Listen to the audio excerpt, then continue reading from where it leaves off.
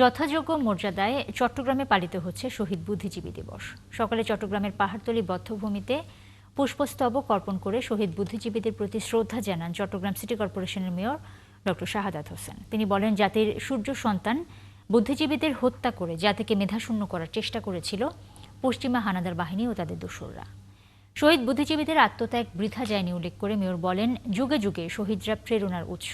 তাদের সংগ্রামের প্রেরণায় বাংলাদেশের মানুষ আবার তাদের মৌলিক গণতান্ত্রিক অধিকার ফিরে পেয়েছে। এ সময় চট্টগ্রাম সিটি কর্পোরেশনের অন্যান্য কর্মকর্তারা উপস্থিত ছিলেন। 14ই ডিসেম্বরের আজকের যে মর্মক কথা সেটি হবে যে শহীদের রক্ত কখনো বৃথা যেতে পারেনি, কখনো বৃথা যায়নি।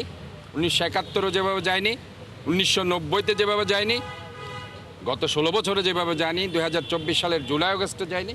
ইনশাআল্লাহ আমরা মনে করি এই শহীদের রক্ত বৃথা যাবে না।